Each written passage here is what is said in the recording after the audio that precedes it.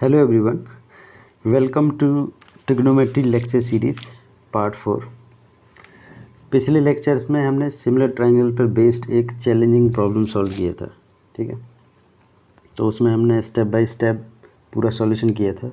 उसमें similar triangles के जो रूल्स हैं उसको भी हमने अप्लाई किया था। ठीक है, तो क्वेश्चन ये उठता है कि अगर सेम टाइप के क्वेश्चंस हैं तो क्या उसके लिए कोई शॉर्टकट फार्मूला होगा? हाँ, बिल्कुल होगा। तो अगर इस टाइप की प्रॉब्लम्स आती हैं जो हमने पार्ट 3 में सॉल्व किया है, तो उसके लिए हम एक शॉर्टकट फार्मूला ड्राइव करेंगे या हम इसमें शॉर्टकट फार्मूला डिस्कस करेंगे। देखो, ड्राइव करने की ज़रूरत नहीं है। आप ड्राइव करने के लिए सेम प्रोसीजर फॉलो कर सकते हैं जैसा हमने पार्ट 3 में डिस्कस किया। ठीक है, तो यहाँ पर हम सिर्फ एक हिंट देंगे और उसके बेसिस पे हम एक शॉर्टकट फार्मूला इसका बनाएंगे। ठीक है, तो अब स्क्रीन पे देख सकते हैं, इसमें एक ट्राइंगल ABC शो किया गया है। ठीक है, इसमें 3 साइड्स हमने ड्रॉ की, DE, FG और HI। ये तीनों लाइंस जो हैं ट्राइंगल ABC की साइड AC, BC और AB के पैरेलल्स हैं रेस्पेक्टिवली। ठीक है, और क्या गिवन है आपको? जो गिवन है वो ये आपको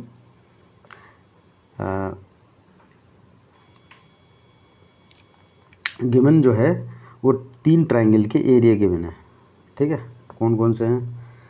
देखिए भैया, ट्राइंगल DOF का एरिया दे दिया Δ1, ट्राइंगल IOE का एरिया Δ2 और ट्राइंगल HOG का एरिया Δ3। ओके, तो 3 ट्राइंगल्स के एरिया दे दिए हैं आपको। मैंने इजी समझने के लिए क्या किया कि इनको तीनों को इस फिगर में रिप्रेजेंट कर दिया, Δ1, Δ2, Δ3। तो ये क्या हैं? एरियाज़ हैं। ठीक है, तो जैसे हमने पिछले पार्ट में जो प्रॉब्लम सॉल्व की थी, सेम प्रॉब्लम यहाँ पर है। ओके, इसके लिए हम सिर्फ क्या है कि हम एक शॉर्टकट फार्मूला ड्राइव करना चाह रहे हैं। ठीक है, तो मैंने जैसे पिछले पार्ट में बताया था, चलो इस फिगर पे फोकस करते हैं।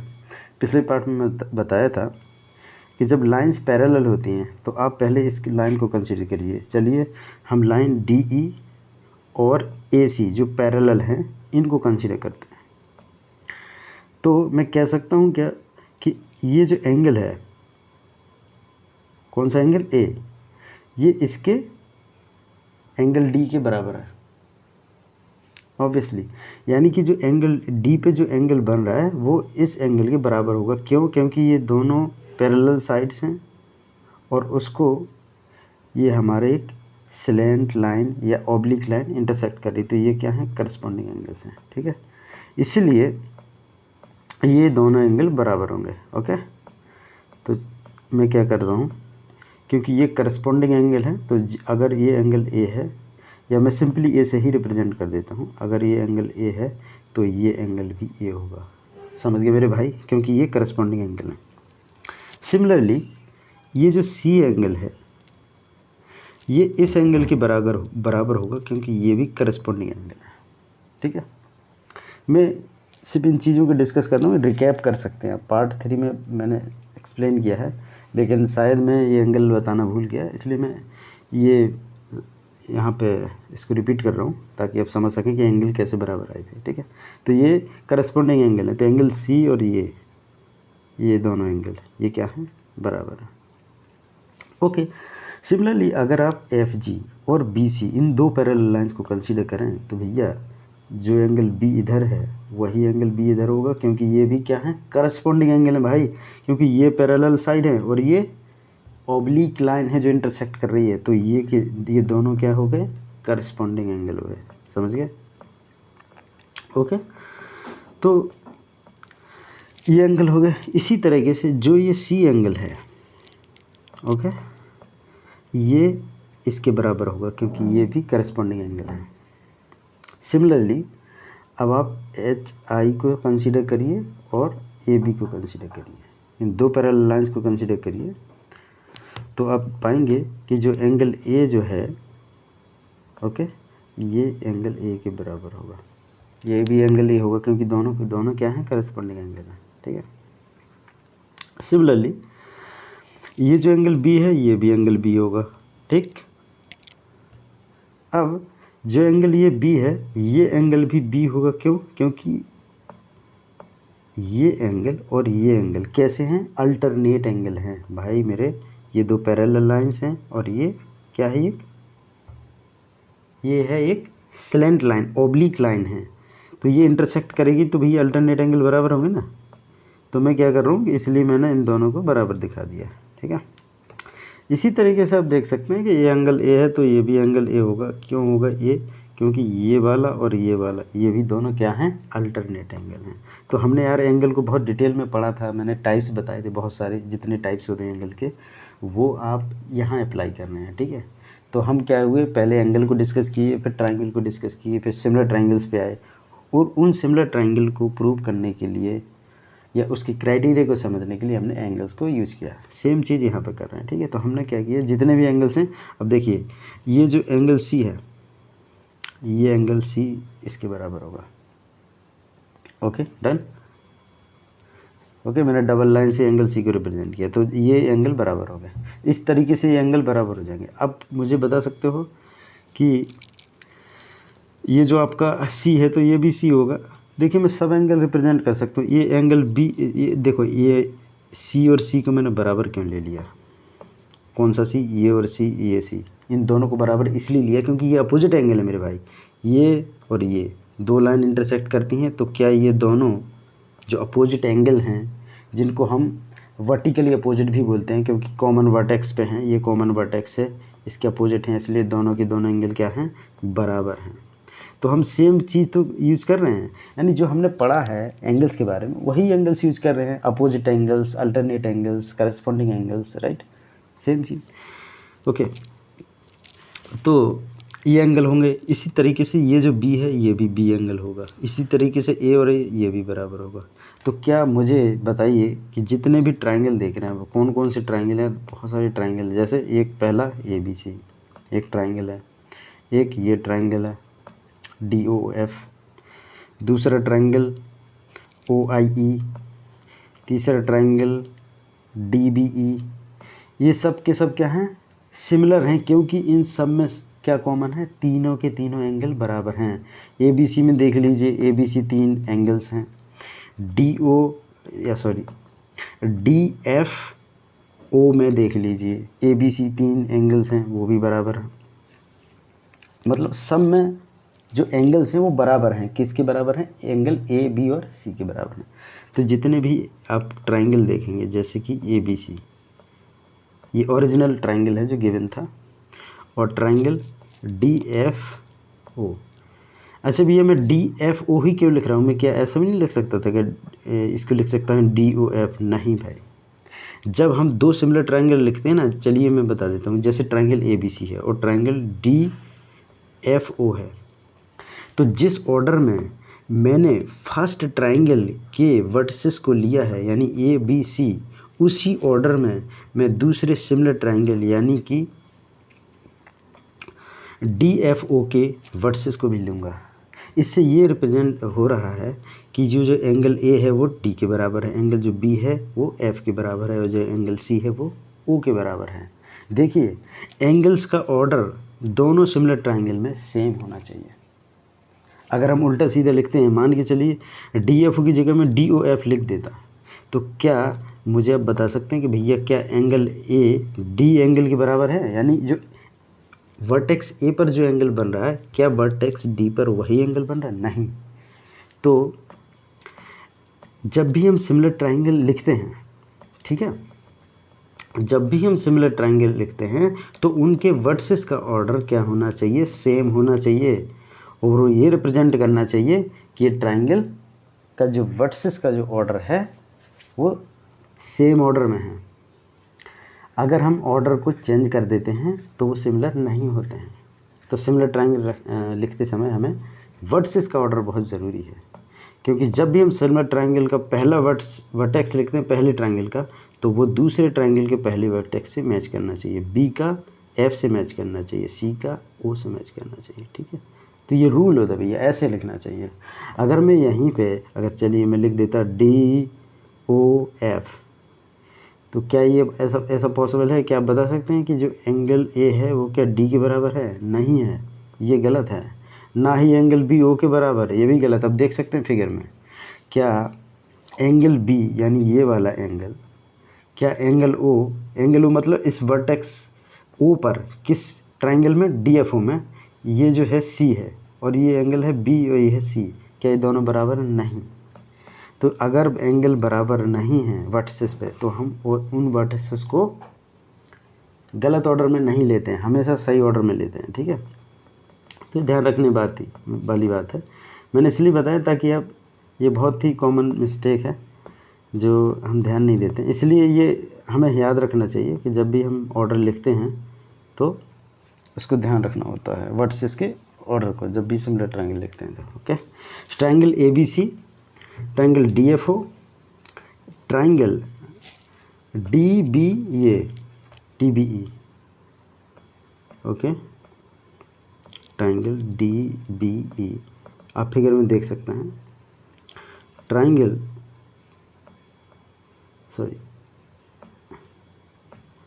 OIE, ये ट्रायंगल है OIE, और ट्रायंगल HIC, ट्रायंगल कौन सा है HOG, ओके। और कौन सा ट्रायंगल है, और आप देख सकते हैं आपका एक तीसरा जो ट्रायंगल है वो है AFG, ट्रायंगल AFG हो गया, ओके। तो ये सब के सब क्या हैं, सिमिलर ट्रायंगल हैं, आर सिमिलर ट्रायंगल्स। क्यों सिमिलर ट्रायंगल भैया? इनमें सब के सब ट्रायंगल्स में जितने भी ये ट्रायंगल मैंने बताए हैं, जितने भी ये ट्रायंगल बताए हैं, इन सब में क्या कॉमन है, तीनों एंगल्स बराबर हैं। So they are similar triangles by angle angle angle, या एंगल एंगल, दो बार ही बोल दो क्योंकि 30 एंगल अपने आप बराबर हो जाता है। तो इस क्राइटेरिया से वो क्या है, सिमिलर हैं, एंगल एंगल रूल से, ओके। तो हम क्या करते हैं, जैसा हमने पिछले पार्ट में भी बताया, उतना डिटेल में नहीं जाऊंगा। आप सिमिलरली जो आप रूल फॉलो करेंगे, हमें सिर्फ ये है कि जो हमें प्रॉब्लम में निकालना है, आप प्रॉब्लम को पढ़ सकते हैं। प्रॉब्लम ये सिर्फ कह रही है कि आपको एरिया किसका निकालना है, ट्रायंगल ABC का, जो बड़ा सा आपको ट्रायंगल दिख रहा है इसका एरिया निकालना है। तो अगर हमें 3 पैरेललोग्राम के एरिया पता चल जाए भाई, तो क्या हम इस ट्रायंगल ABC का एरिया निकाल सकते हैं? बिल्कुल निकाल सकते हैं, क्योंकि हमें 3 ट्रायंगल के एरिया, जो ये वाले ट्रायंगल Δ1, Δ2 और Δ3, इनका एरिया तो पता है, बस 3 पैरेललोग्राम है जिनके एरिया हमें पता नहीं है, तो वो निकला है, तो हम ऐड करके ट्रायंगल ABC के एरिया निकाल सकते हैं। तो हम कोशिश करेंगे कि हम 1 बाय 1 इन पैरेललोग्राम के एरिया निकाल सकें, ओके। ये जो 3 पैरेललोग्राम है, ओके। तो हम उसके लिए क्या करते हैं, किसी एक ट्रायंगल को ले लेते हैं जिसमें ये पैरेललोग्राम इंक्लूड है। तो मैं इस ट्रायंगल को लूँगा और इसका अलग फिगर बना लूँगा, ठीक है। वेल तो मैं इसको सेपरेटली ड्रॉ कर ले रहा हूँ, इस फिगर को। ये आपका है,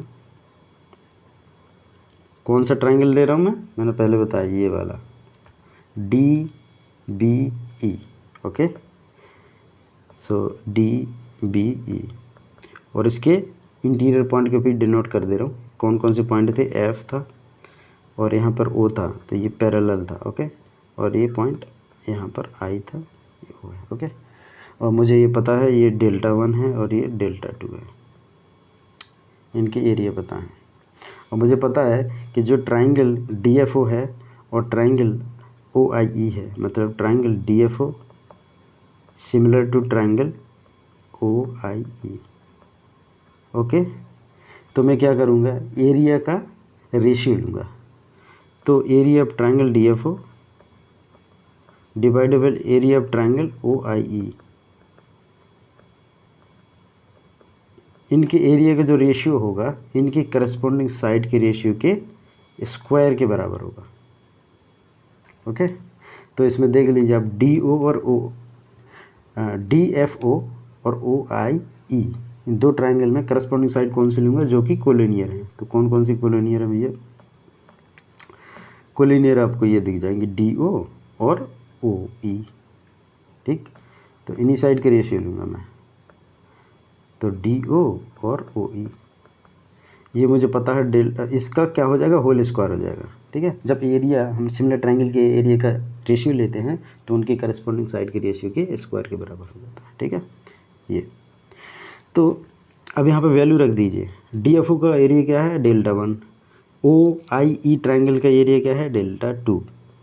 तो ये किसके बराबर हो जाएगा, डी ओ अपॉन ओ ई, डी ओ अपॉन ओ ई के बराबर। अब मैं क्या करूँगा, दोनों साइड स्क्वायर रूट ले लूँगा। तो जब स्क्वायर का अंडर रूट लेंगे, स्क्वायर रूट लेंगे तो वो क्या हो जाएगा, पावर हट जाएगी, ये डी ओ अपॉन ओ ई आ जाएगा, ठीक है। दोनों साइड हमने क्या किया, इसका अंडर रूट ले लिया या स्क्वायर रूट ले लिया, ओके। अब क्या करेंगे, 1 जोड़ देंगे। ये देखो सेम प्रोसीजर है, पार्ट 2 में आप देख सकते हैं बहुत डिटेल में, ये सेम प्रोसीजर यूज़ किया। अब 1 क्यों जोड़ रहा हूँ, इसलिए जोड़ रहा हूँ ताकि मुझे जिस ट्राइंगल यानी बड़े वाले ट्राइंगल का पहले तो एरिया निकालना पड़ेगा ना, तब तो मैं सब्ट्रैक्ट करके डेल्टा 1 डेल्टा 2 सब्ट्रैक्ट करके इसका एरिया निकाल सकता हूँ इस पैरेललोग्राम का। इसीलिए मैं ये कोशिश कर रहा हूँ कि किसी तरह इस बड़े वाले ट्राइंगल डी बी ई, इस ट्राइंगल की कोई एक साइड आ जाए रेशियो में, इसका रेशियो पता चल जाए किसी एक ट्राइंगल के साथ जिसका एरिया पता है, चाहे ओ आई ई या चाहे डी एफ ओ, इन दोनों में से किसी एक ट्राइंगल के साथ रेशियो, साइड का रेशियो पता चल जाए तो मैं एरिया निकाल लूँगा रेशियो लगा के, ठीक है, ओके। तो अब इसको सॉल्व करेंगे तो ये आ जाएगा under root of delta 1 plus under root of delta 2, LCM लेके सॉल्व करोगे इसको, ठीक है, upon under root of delta 2। ये किसके बराबर हो जाएगा, सॉरी डी ओ, क्योंकि एलसीएम लोगे तो ओ ई आ जाएगा, ओ ई, और ये 1 के साथ मल्टीप्लाई करोगे ओ ई के तो क्या आ जाएगा, ओ ई। अब डी ओ और ओ ई इस फिगर में देखिए आप, डी ओ और ओ ई दोनों मिलके क्या बना रहे हैं, डी ई बना रहे हैं।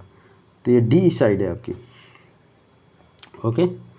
तो मैं इसको डायरेक्ट ही लिख देता हूँ, चलिए सेपरेट लाइन में लिखता हूँ इसको।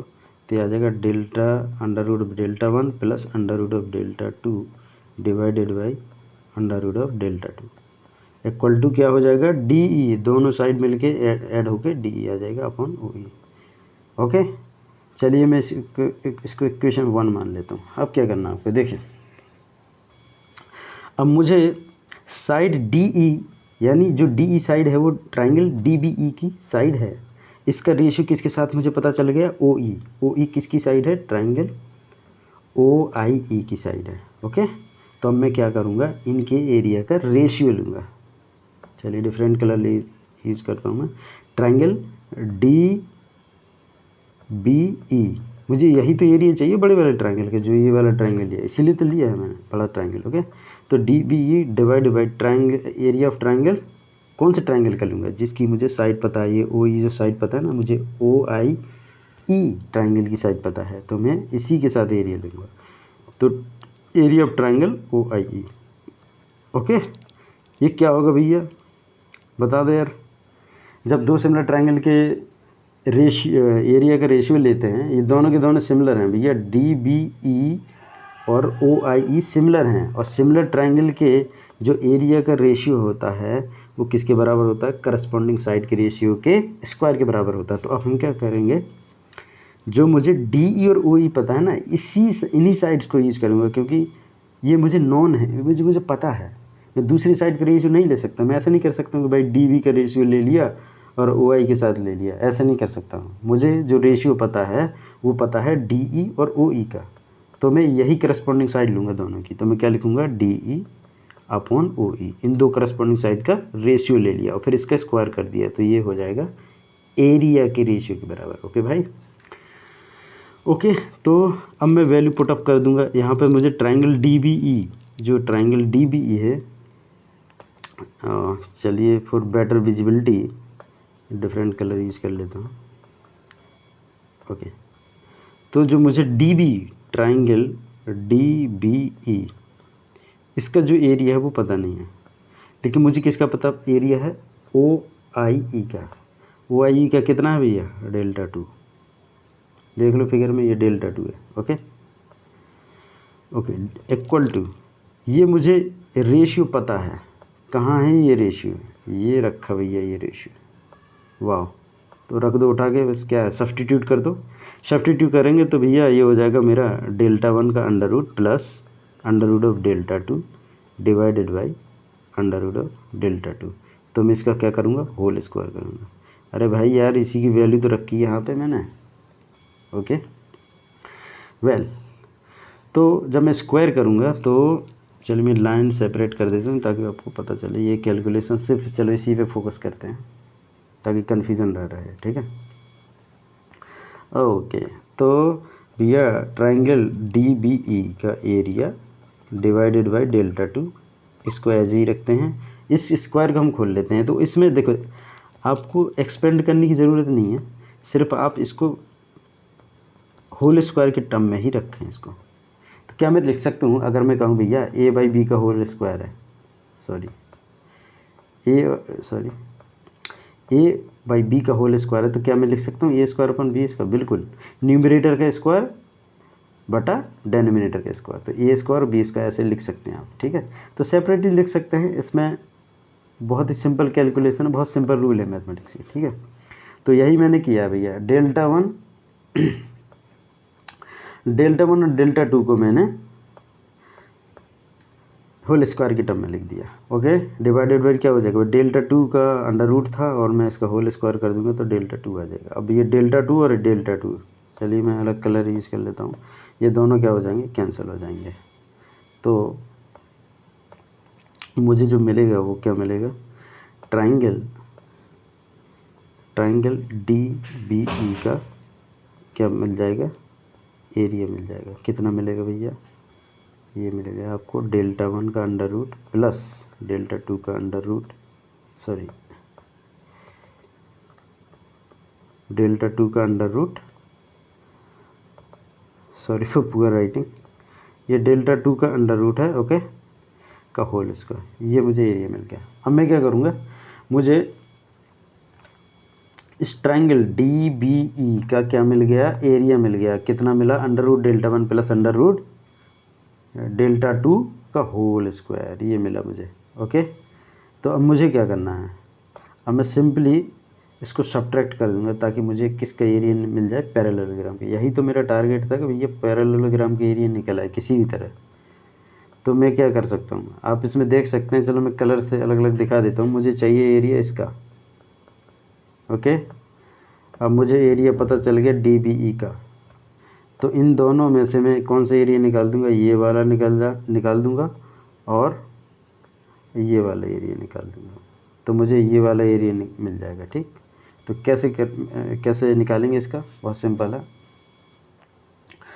तो चलिए मैं इसको थोड़ा सा शॉर्ट कर देता हूँ, आप दिखेंगे स्क्रीन पे सही से। ओके, तो मुझे एरिया किसका चाहिए,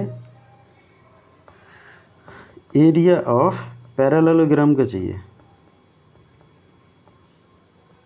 पैरेललोग्राम, कौन सा पैरेललोग्राम है भैया, अरे यार ये वाला FOIB, ये ओके, FOIB। कैसे निकलेगा इसका एरिया, मैं ट्राइंगल, बड़ा जो ट्राइंगल है DBE, ओके, ट्राइंगल DBE, इसके एरिया से किसका ये सब्ट्रैक्ट कर दूंगा, ट्राइंगल DFO, ट्राइंगल, सॉरी थोड़ा सा बड़ा कर देता हूँ इसको, ओके, ट्राइंगल DFO, इसका एरिया और किसका OIE, इस ट्राइंगल के एरिया सब्ट्रैक्ट कर दूंगा, triangle area of triangle OIE, okay. तो भैया अब मुझे ये तो पता ही चल गया, DBE के तो एरिया मैं निकाल ही चुका है ना पहले से, कितना है, under root delta one plus under root delta two का होल स्क्वायर, और इसका क्या है डेल्टा वन, इसका क्या है डेल्टा टू, इसका है डेल्टा वन और इसका है डेल्टा टू, ओके। तो ये एरिया मुझे किसका पता चल गया, पैरेललोग्राम का पता चल गया। तो भैया ये जो एरिया निकला ना, ये पैरेललोग्राम का जो एरिया निकला है, इसको हम इंडिकेट कर देते हैं इस प्रॉब्लम में जो हमारा दिया है, क्वेश्चन की मेन प्रॉब्लम में जो दिया था, ओके। तो इस ट्राइंगल का एरिया जो मिला है मुझे, ओके, दिस वन कितना मिला है, under root of delta one plus under root of delta two to the whole square, okay, to the whole square minus, sorry minus delta one minus delta two, ये निकला है। अब similarly मैं देखो direct लिख दे रहा हूँ, आप कैलकुलेशन कर लीजिए। सिमिलरली इस पैरेललोग्राम के लिए कौन सा आ जाएगा, सेम प्रोसीजर। सिमिलरली मतलब ये दोनों है ना, ये दोनों साइड बाई साइड हैं, तो इनके अंडर रूट का सम का होल स्क्वायर होगा, यानी कि डेल्टा वन का under root plus plus delta three के अंडर रूट का होल स्क्वायर, ठीक है, minus delta one minus delta three. तो ये मुझे इस पैरेललोग्राम का मिल गया। अब इसका क्या होगा, इसका क्या होगा, इस पैरेललोग्राम मतलब ओ जी सी ई, इस पैरेललोग्राम का जो एरिया होगा सिमिलरली क्या हो जाएगा, देखिए delta two delta three side by side है, मतलब एडजेसेंट हैं, तो इनके स्क्वायर रूट के सम का होल स्क्वायर करूँगा, मतलब under root of delta two plus under root of delta three का होल स्क्वायर, और सब्ट्रैक्ट किसको करूँगा, इन दोनों को, मतलब डेल्टा टू और डेल्टा थ्री को। अब क्या करना है भैया, अब मुझे तीनों जो पैरेललोग्राम्स के, तीनों पैरेललोग्राम्स के एरिया पता चल गया, 1 2 और 3। अब क्या करिए, ट्रायंगल एबीसी का निकालना, ये सबको ऐड कर दो, सबको ऐड कर दो, निकल आएगा। तो देखिए अब मैं क्या करता हूँ कि इन सबको ऐड करके इसका एरिया निकाल लेता हूँ। तो ऐड कर दीजिए भैया, ऐड करेंगे तो ट्रायंगल ए बी सी, इसका जो एरिया आएगा वो कितना आ जाएगा, under root of delta one under root of delta one under root of delta two का whole square minus delta one minus delta two minus of plus, ये किसका एरिया हो गया, एक पैरेललोग्राम का। ओके, दूसरा पैरेललोग्राम, पहले हम क्या करते हैं, पैरेललोग्राम के एरिया को ही ऐड कर लेते हैं, फिर सब्ट्रैक्ट कर देंगे बाद में, फिर बाद में ट्रायंगल्स के एरिया को ऐड करेंगे, ओके। तो ये दूसरे पैरेललोग्राम का एरिया है, मतलब ये वाले पैरेललोग्राम का एरिया, ओके, ये जो एरिया है इस पैरेललोग्राम का एरिया, ओके। तो तो हम क्या करते हैं, थोड़ा सा इसकी पेज साइज कम है, तो हम क्या करते हैं इसको, हाँ, डेल्टा टू और डेल्टा थ्री सब्ट्रैक्ट कर देते हैं, ठीक है। तो ये तो हो गया दूसरे पैरेललोग्राम का एरिया, प्लस तीसरे पैरेललोग्राम का एरिया हो जाएगा delta one under root plus under root of delta three to the whole square minus delta one minus delta three. तो ये तो तीनों पैरेललोग्राम के एरिया ऐड किए हैं, एक पैरेललोग्राम का एरिया, दूसरे पैरेललोग्राम के एरिया यहाँ तक, और ये तीसरे पैरेललोग्राम के एरिया, ओके। तीन पैरेललोग्राम के एरिया को ऐड कर दिया, बचे क्या, तीन ट्रायंगल के एरिया, मतलब ये जो delta one delta two delta three, इन तीनों को और ऐड कर दीजिए तो आपके ट्रायंगल एबीसी के एरिया निकल आएगा, ठीक है। तो फिर मैं क्या करूँगा, हाँ चलिए डिफरेंट कलर से ऐड कर देता हूँ इसको, डेल्टा वन, ठीक है, आप फिगर भी देख सकते हैं, delta one plus delta two plus delta three. तो मुझे बताइए भैया, इसको सॉल्व करेंगे आप, तो कुछ नहीं करना, आप सिर्फ और सिर्फ क्या करिए, आप होल स्क्वायर के एज इट इज रखिए, इसके एक्सपेंड करने की ज़रूरत नहीं है, ठीक है। इसको आप होल स्क्वायर को एक्सपेंड नहीं करना है, ठीक है। तो under root delta one plus under root delta two to the whole square plus under root delta two plus under root delta three to the whole square plus under root delta one plus under root delta three to the whole square minus, कितना बचेगा, देखिए अब इसमें बहुत simple है, देखिए delta one minus का इधर है, ओके, डेल्टा वन माइनस का इधर है और एक प्लस का डेल्टा वन है। तो बताइए, दो माइनस का डेल्टा वन है, एक प्लस का डेल्टा वन है, ऐड करने पे कितना आएगा, एक माइनस का डेल्टा वन आएगा, क्योंकि दो माइनस के डेल्टा वन हैं, ओके, दो डेल्टा वन माइनस के हैं और एक प्लस का डेल्टा वन है, तो कितना आ जाएगा, डेल्टा वन कौन सा आएगा, माइनस का, ओके, माइनस का डेल्टा वन, ओके। तो फाइनली जो आएगा आपका आंसर वो ये हो जाएगा, delta one minus delta two minus delta three. तो ये शॉर्टकट है। तो ये ट्रायंगल ABC का एरिया निकला है। ओके, इस तरीके से आपका ये जो शॉर्टकट है फाइनली ये आया आपका शॉर्टकट। ये शॉर्टकट फार्मूला है, ठीक है। ओके, तो इस ऐसी प्रॉब्लम्स को सॉल्व करने के लिए हम सीधा शॉर्टकट फार्मूला यूज कर सकते हैं। ठीक, बहुत इजी है। देखिए, अब हमने जो शॉर्टकट फार्मूला ड्राइव किया है इस पे बेस्ड कुछ प्रॉब्लम कर लेते हैं। ठीक है, आप इसको नोट कर सकते हैं और इस फार्मूले को यूज करके अब इस प्रॉब्लम को सॉल्व करिए। ये देखिए प्रॉब्लम है, इसमें क्या है कि सेम प्रॉब्लम है, ट्रायंगल ABC दे दिया, इसमें 3 लाइंस हमने ड्रॉ की हैं जो कि DE, FG और HI हैं, और जो AC, BC और AB के रेस्पेक्टिवली क्या हैं, रेस्पेक्टिवली पैरेलल्स हैं। और हमें 3 इंटरनल जो ट्रायंगल बन रहे हैं ना, जैसे आपका ये है DFP और PIE और ट्रायंगल HPG, इन तीनों के एरिया दे दिए हैं। तो आपको निकालना किसका है, ट्रायंगल ABC का एरिया निकालना है। ठीक है, लगा दो भी ये शॉर्टकट, मैं शॉर्टकट सीधे लगा देता हूँ। आप प्रैक्टिस कर सकते हैं, लेकिन मैं डायरेक्ट बता देता हूँ, इसको सीधे शॉर्टकट लगा दीजिए। आप फार्मूला को याद कर सकते हैं, लिख सकते हैं।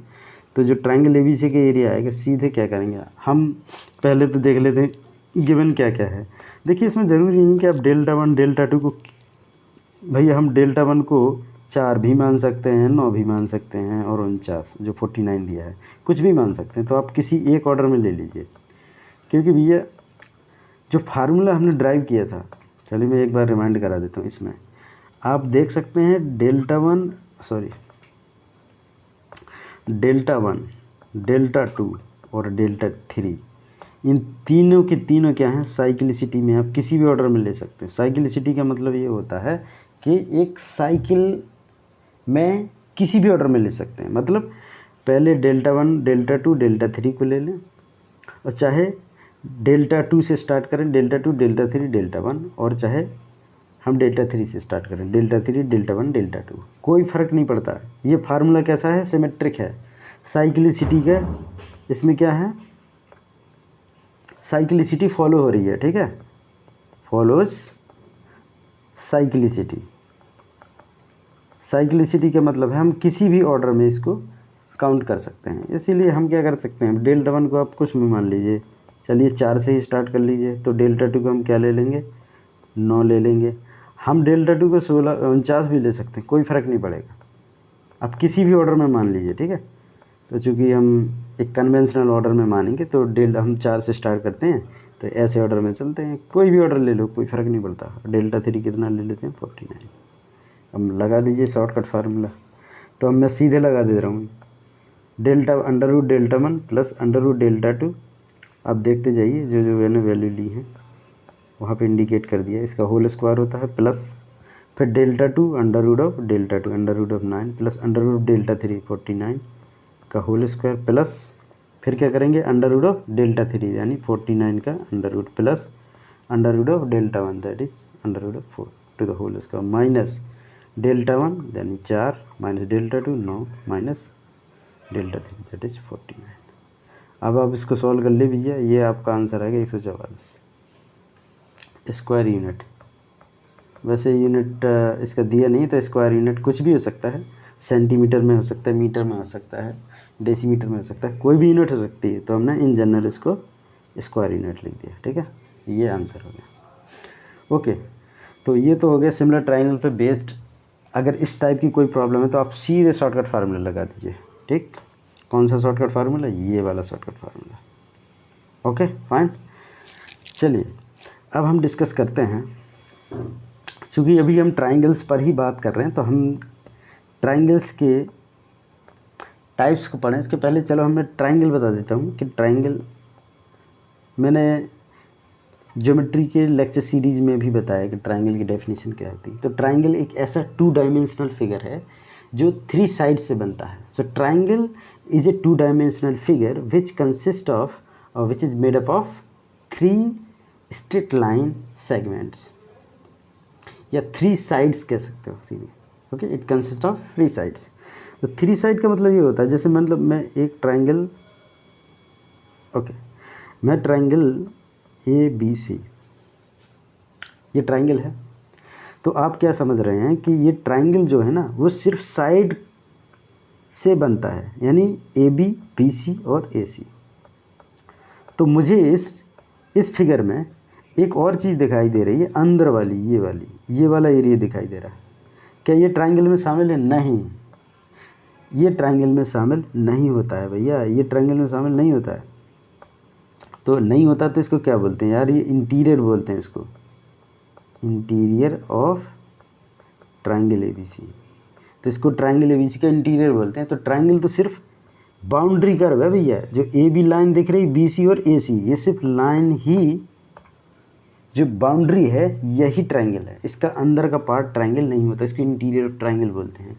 तो आप ये क्वेश्चन पूछेंगे सर अगर ऐसा है तब तो सिर्फ लाइन का जो एरिया होता है वो तो जीरो होता है, जो 3 लाइन का एरिया भी जीरो होना चाहिए। हाँ बिल्कुल एग्जैक्टली। तो अगर मैं करेक्ट कंटेक्स्ट में बात करूं, in correct context of mathematics, तब तो आप कहेंगे भैया जो ए बी सी है ना उसका एरिया जो है ना वो तो जीरो होना चाहिए। बिल्कुल सही बात है, लेकिन कन्वेंशनल मैनर में या कन्वेंशनल नोटेशंस जो होते हैं उसमें हम लिखते हैं area of triangle A B C is 4 square unit और समथिंग, ऐसे हम लिख देते हैं। तो जीरो क्यों नहीं होता इसका? देखिए, जब हम एरिया ऑफ ट्राइंगल की बात करते हैं तो हम उसको वास्तव में क्या मानते हैं? एरिया, चलो मैं इसको लिख देता हूँ कि कन्वेंशनली, मैंने ये बात ज्योमेट्री लेक्चर में भी डिस्कस की है कि एरिया ऑफ ट्राइंगल अगर करेक्ट मैथमेटिकल लैंग्वेज में बात करें तो ज़ीरो होता है। लेकिन कन्वेंशनली हम क्या असूम करते हैं? Conventionally area of A triangle is the area of enclosed region, enclosed region और इंटीरियर भी बोल सकते हो आप, जैसे मैंने यहाँ पे इंडिकेट किया था। ठीक है, ये इंटीरियर है आपका। तो इंटीरियर का जो एरिया होता है वही एरिया हम कन्वेंशनली मानते हैं कि ये एरिया सराउंडेड बाई या एनक्लोज बाई ट्राइंगल है। But actually area of triangle, area of exact triangle is zero. मतलब जो करेक्ट लैंग्वेज में बात करते हैं तो एरिया ऑफ ट्राइंगल जीरो होता है, because it is a boundary curve. ठीक है, रीजन क्या है इसका? बाउंड्री कर्व है ये। तो कन्वेंशनली एरिया ऑफ ट्राइंगल लिखने का मतलब होता है हम उसको एज्यूम करते हैं कि this is the area of region और interior enclosed by the triangle. ठीक है, तो ये मैंने बता दिया क्योंकि बहुत लोगों को ये फैक्ट पता नहीं होता है कि करेक्ट लैंग्वेज में एरिया ऑफ ट्राइंगल जीरो होता है, conventional area of triangle non zero, यानी कि एरिया ऑफ एनक्लोज रीजन मानते हैं कन्वेंशनली, और यही हम फॉलो करते हैं। तो हम जहाँ पर भी एरिया ऑफ ट्राइंगल बोलेंगे ना उसको आप समझ लीजिए एरिया ऑफ एनक्लोज्ड रीजन या area of region enclose by triangle और ट्राइंगुलर बाउंड्री। ओके, तो ये 2D फिगर होता है इसलिए जीरो होता है। ओके, तो कन्वेंशनल में ऐसा असूम करते हैं। अब चलिए हम थोड़ा सा ट्राइंगल की चूँकि जिक्र की तो हम टाइप्स के बारे में पढ़ लेते हैं। मैंने टाइप्स को पहले मुझे एक्सप्लेन करना चाहिए लेकिन कोई बात नहीं, अभी सिमिलर ट्राइंगल्स पर ही हैं तो हम टाइप्स को डिस्कस कर लेते हैं। तो पहला टाइप्स हम बात करते हैं, ये आपका जो ट्राइंगल का जो पहला टाइप है वो टाइप हो जाएगा आपका बेस्ड ऑन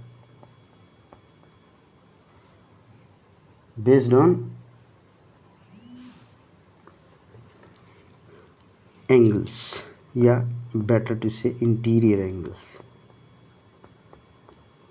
तो इंटीरियर एंगल्स के बेस्ड पे मैं क्या बोलता हूँ, ये 3 टाइप के आपको ट्राइंगल मिलेंगे। पहला होता है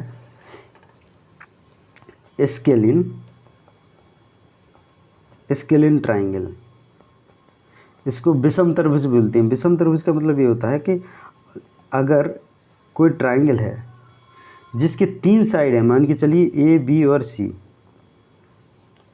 हमने इसका नाम नहीं दिया, कोई भी नाम हो सकता है। तो ए बी सी क्या है, इस ट्राइंगल 3 साइड हैं। अगर ये तीनों के तीनों क्या हैं, अलग अलग हैं, यानी बराबर नहीं हैं आपस में, तो ये स्केलिन ट्राइंगल होता है।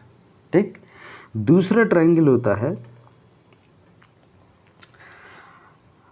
आइसोसेलेस, आइसोसेलेस, ओके, आइसोसेलेस बोलते हैं इसको। आइसोसेलेस ट्राइंगल होता है दूसरे टाइप का, आइसोसेलेस ट्राइंगल। इस ट्राइंगल में आइसो का मतलब होता है दो से, ठीक है, दो इसमें साइड क्या होती हैं, बराबर होती हैं। तो अगर मैं ट्राइंगल ए बी सी को ऐसे रिप्रेजेंट करूं, कोई भी ट्राइंगल मान लीजिए जिसमें दो साइड क्या हैं, बराबर हैं। चलिए तीनों साइड में रिप्रेजेंट कर दिया, ठीक है। ये तीन साइड हैं जो अलग अलग लेटर से रिप्रेजेंट हैं, लेकिन कंडीशन जो होती है आइसोसेलेस ट्राइंगल की, या तो ए बराबर बी के हो और नॉट इक्वल टू सी हो, या बी और सी बराबर हो और ए अलग हो, ओके, या ए और सी बराबर हो और बी नॉट इक्वल हो। तो इस ट्राइंगल को क्या बोलते हैं, आइसोसेलेस ट्राइंगल। तीसरे टाइप का जो ट्राइंगल होता है वो होता है equilateral triangle. Equilateral triangle, equilateral का मतलब, सॉरी, इक्विलेटरल ट्राइंगल,